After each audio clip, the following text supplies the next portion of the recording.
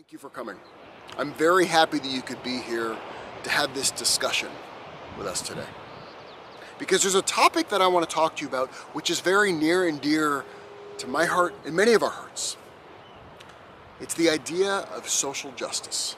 Now this is the core of Reform Judaism. It's the core of Judaism. I was brought up down in the peninsula in Portola Valley, in a small town, and there were not a lot of Jews there, with very strong Jewish Texas parents. And they told us when we were young that our main job in the world, they did not care what we did. All they cared about was that we made the world a better place. By the time that I got into first grade and I started to learn about Martin Luther King, I became upset with Martin Luther King because I thought he'd fixed all the world's problems and that was supposed to be my job.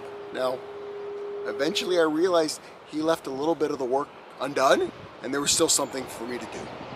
Now this idea of making the world a better place, it is deep within our Jewish tradition.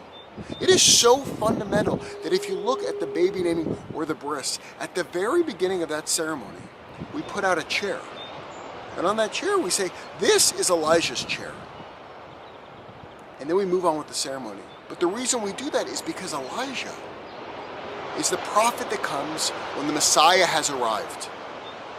And so we're ostensibly saying that this child, this new baby, just might be the one who can think so far outside the box that they might actually fix the world. They might actually make it so there's no more hunger or poverty. They could be the one.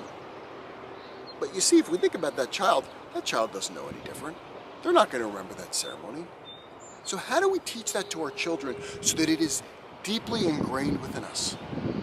The way we do it is by one mitzvah. Now, it's not just one mitzvah that comes and goes. It's the number one mitzvah in our entire tradition. It's the mitzvah that repeats itself 36 times in the Torah. It's one that says, look, you were a slave. You know what it's like to be a slave. You know what it's like to be a stranger. You know what it's like to be the other. And since you know what that's like, don't treat anyone the way you were treated. Protect them. Care for them. That is your job. It's a story we take in deeply. It's what we do on the Pesach Seder. We don't mention Moses because it's not about Moses. It's about us. It's about us being that slave. It's about us being the other. And it's about us going from slavery to freedom. And at the end of the service, we say, Elijah comes.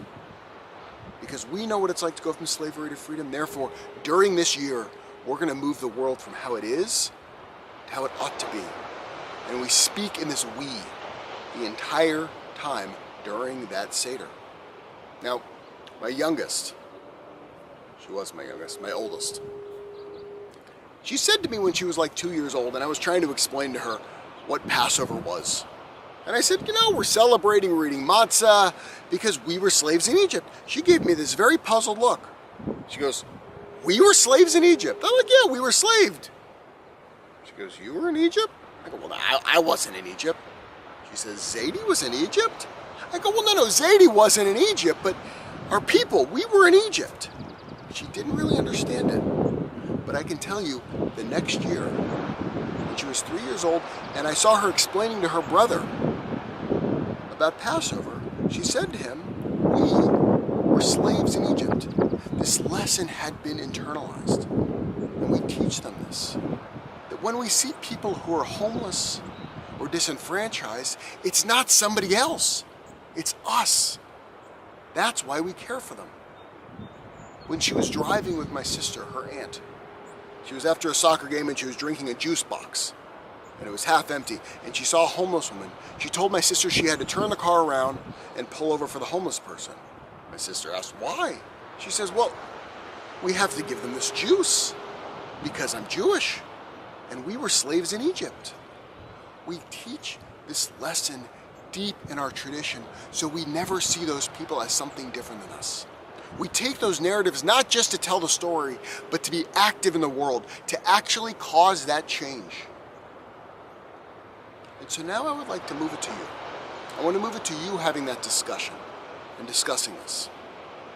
I would like you to answer these two questions.